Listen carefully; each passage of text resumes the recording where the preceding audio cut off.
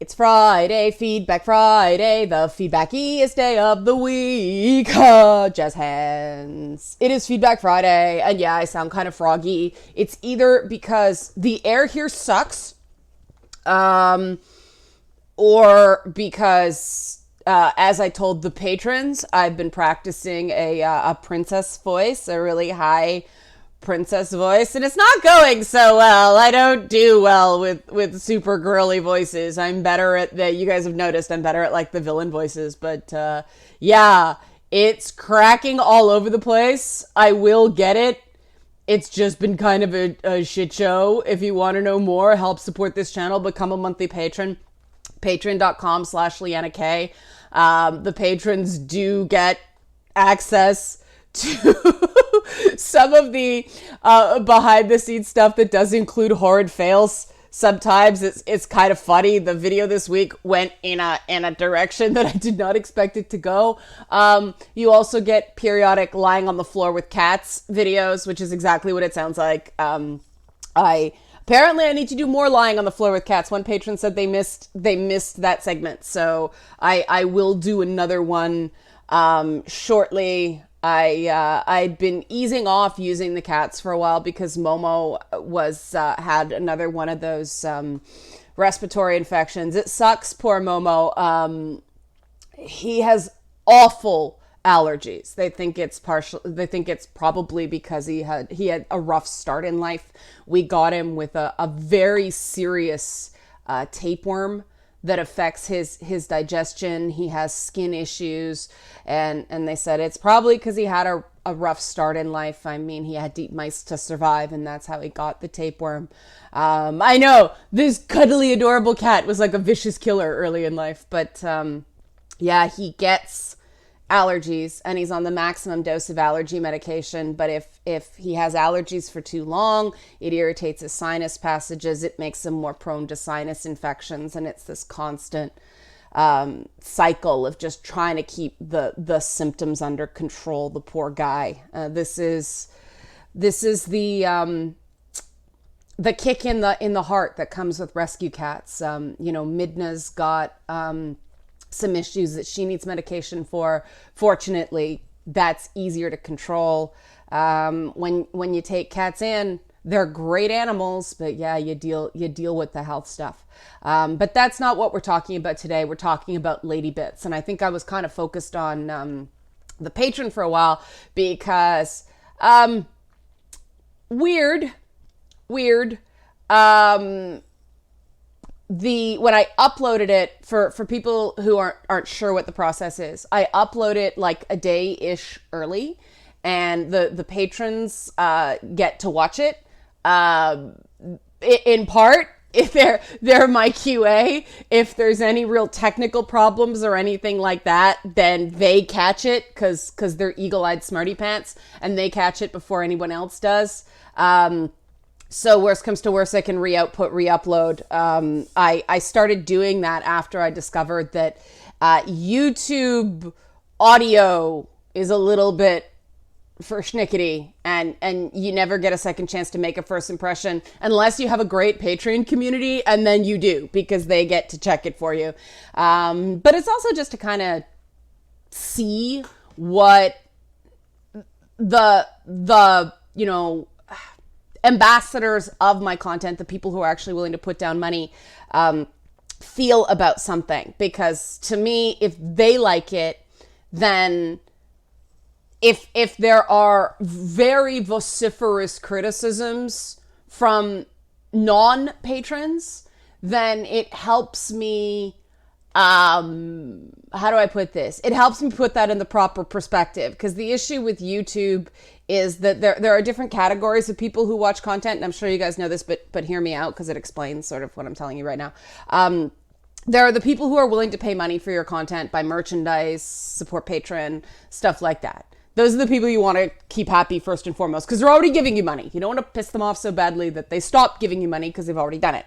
Then there are the people who are potential financial supporters. You want to keep them happy too. Then there are the people who are just casual watchers. They like your content, but they're never going to be willing to pay for it. Some through no fault of their own. Some is just like financial realities. They're on disability. They're on a fixed income. Those guys and gals you want to keep happy as well, because they can help support your channel in other ways, sharing the content, telling their friends about it, stuff like that. Traffic matters. Then there are the hate watchers.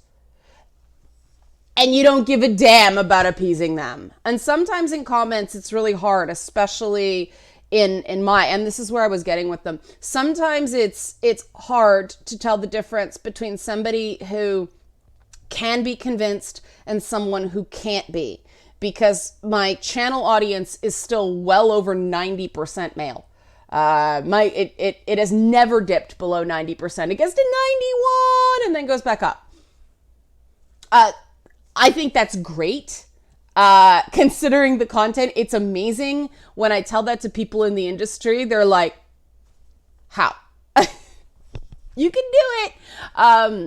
But I'm very grateful for that. I'm very grateful that I'm not just, preaching to, I hate this term, but it's not an echo chamber. It's not a, it's not that vaguely misandrist caused consciousness thing that sometimes happens in feminist circles. I'm actually, talking to people who are on the other side of a gender binary I don't like very much. More on that in a bit.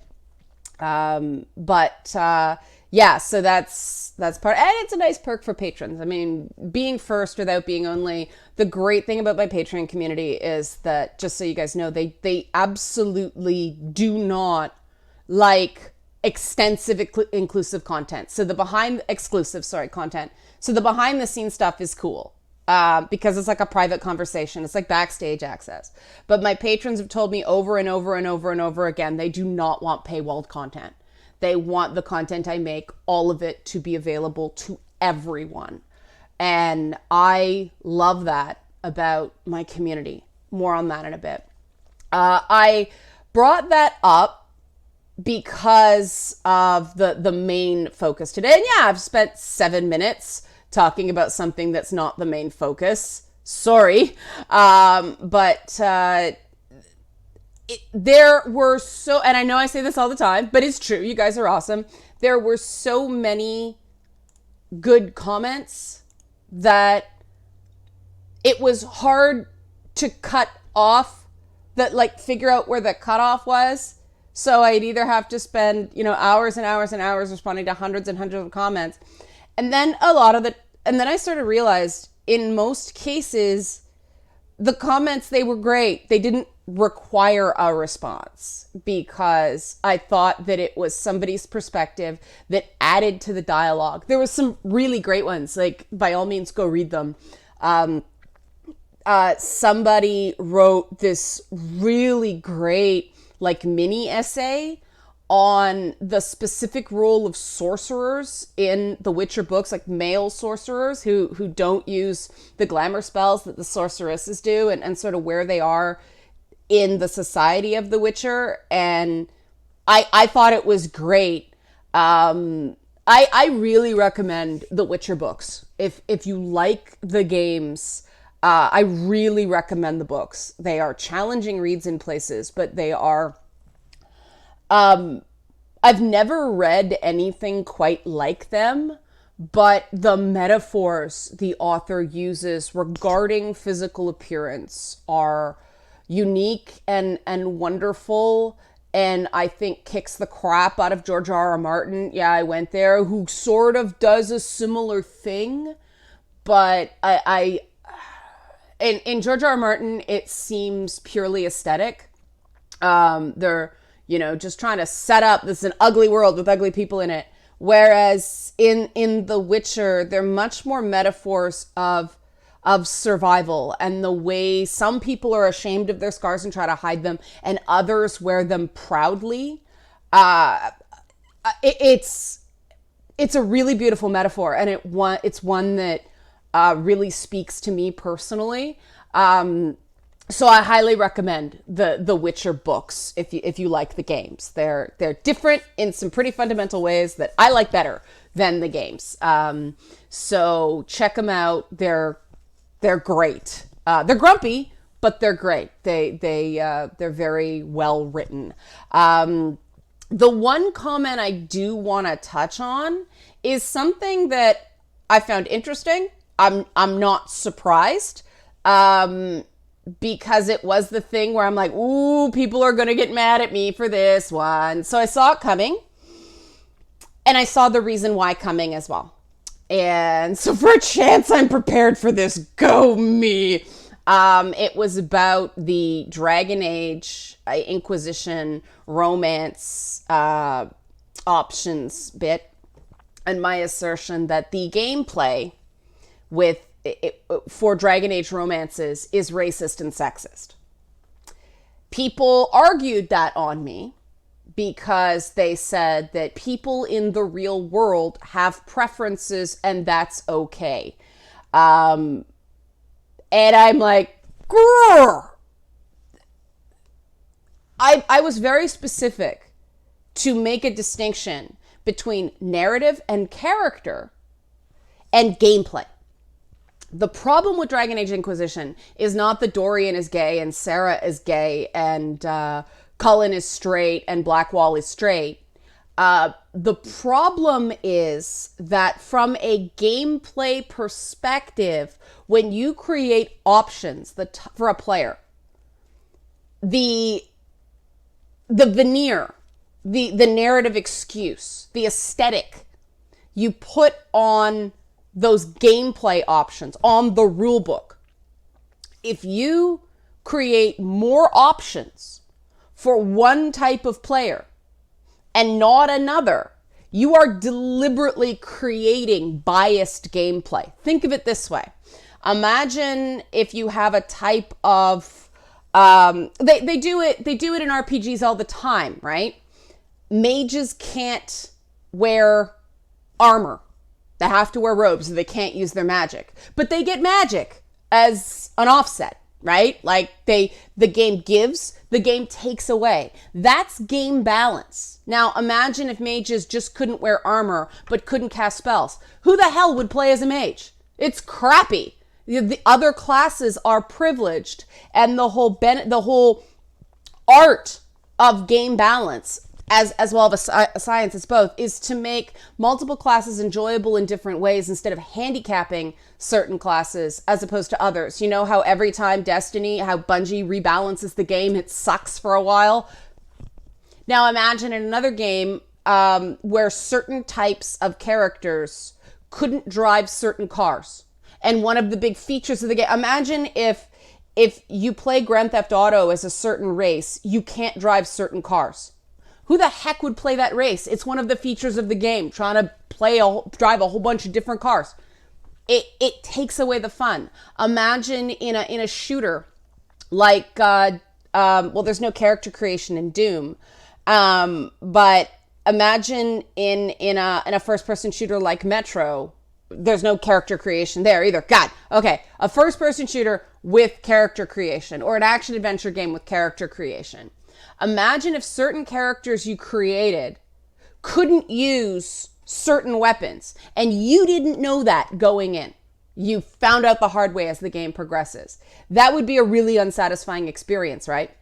Well, that's what Dragon Age Inquisition does with its romance options. And one of the big features of Dragon Age, the reason it has more female players than most games and attracts a different type of player, it's not because the combat is shit hot great. The Dragon Age combat has always, in my opinion, been really weak.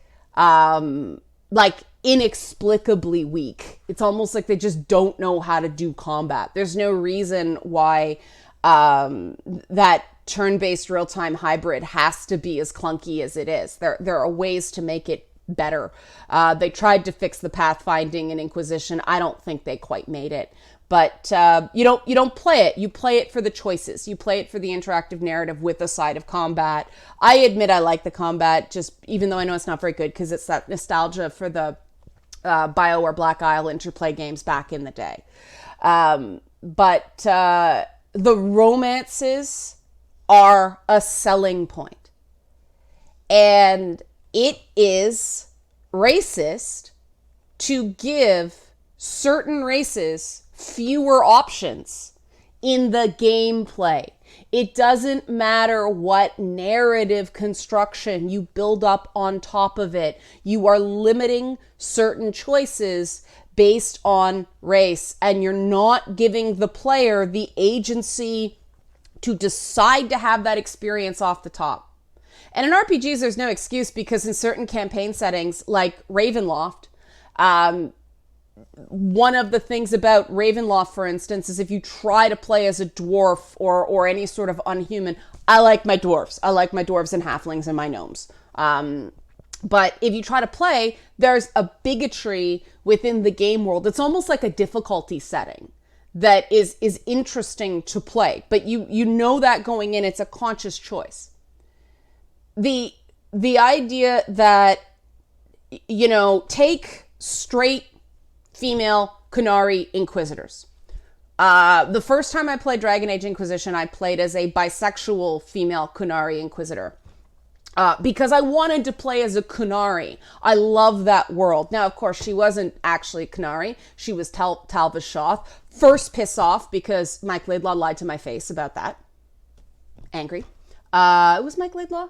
No, I don't remember. It might not have been him, but somebody high up at BioWare lied to my face about the Inquisitor being Qunari and not Talvas Shoth, and I was pissed at that. Because my Inquisitor was not Qunari. She did not follow Qun. She did not follow their religion. She is not Qunari. Mad. Angry. Because that's what I thought I was getting. Expectations not met. But then I had 3 choices, all of which were liars somehow. And I tend to play as lawful good characters. So who were my choices? Iron Bull, who is a liar. By definition, his title means liar. Blackwall, who's a liar. And Sarah, who's a liar. I had no option as a female Qunari who wasn't hugely, horribly, morally compromised. And as a Qunari, even the Talvas Shoth, a lot of them have a code, right? And so I'm trying to role play this. And my experience was I was going to play with a rigid moral system that was foreign to me. I was looking forward to that. And my options were like, you're a liar, and you're a liar, and you're a liar. And I was expecting Iron Bull to be one of these characters that as he opened up, he would have emotional depth, but he didn't. It was just sex. It's like it's romance options, not booty call option. This is unsatisfying. The onion never peeled back the way it did with Zevran in Origins. And Zevran and Isabella are 2 of my favorite written characters with the romance options, because it does seem very casual at first, and then it deepens because there's supposed to be romances, not just sex in games. I don't care about sex in games. They're not real games. I'm into my hate the Sims cadence. Okay, that's interesting. We're not going to go there. That's a Lady Bits thing only. But when you have 4 choices for a heterosexual female elf, and they're different, like Cullen's got a really great story, which is why, personally, they have the right to do it, but it didn't make any sense to me that he was a racist when he's not biased against mages. There's reasons for him to be biased against mages, but he somehow got over that. But, oh no, I won't do dwarves. See, I would think Cullen would be like, hey, dwarves are immune to magic. That's hot. See, but, and then Solus, who, as one of the commenters who got mad at me about that said, Solus is a racist. And I have no problem with that. I actually think Solus's story was very interesting, and I'm not going to spoil it, because if you're going to play the game, that's sort of a big thing. But the fact that they have Solus and Cullen racist in the same way, there's nobody who won't do elves or won't do humans. The racial bias of the 2 characters that had one was the same. That's racist gameplay. They decided to do that. Now, I understand that they were last minute additions, but I really think from a gameplay perspective, there is a Kobayashi Maru element in this. You have to pick how you're going to fail, because either you develop fewer romances and basically everybody's bisexual, or you develop more romances and take up more time, which means, you can't develop them as well because you're writing for 8 characters instead of 4 or 6. I think like my way I would fail was the way the first 2 games did it, because there's no saying that in some ways Thetis is very gender unequal, in some ways it's not, but I think there actually would be more people who identify as bisexual in Thetis because of, the way the Kinsey scale works and how most people aren't completely straight or completely gay. There's just social stigmas that make us choose.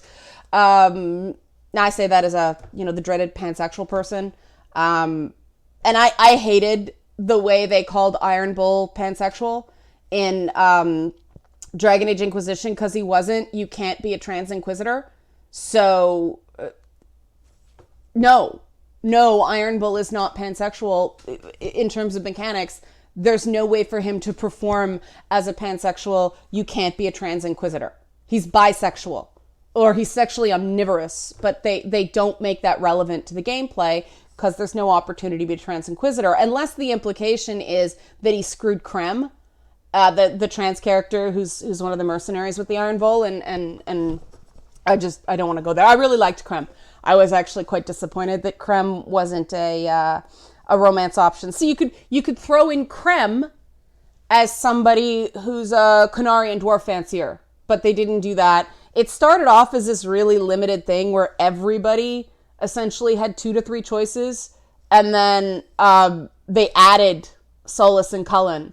But it led to this really unbalanced experience, and I was left finding the romance options as a bisexual Qunari female really lackluster. And then I saw guys complain that the options for them were really limited as well. And I thought about it, and I was like, yeah, there's a big difference between 2 choices and 3 choices. And in Origin and Inquisition, the women were so different. They were so different. The men were so different. But I did notice a big difference in the diversity of the portrayal of women from Origin and to Inquisition. There was no Isabella or Morgan character that really challenge how the player sees sexually aggressive women.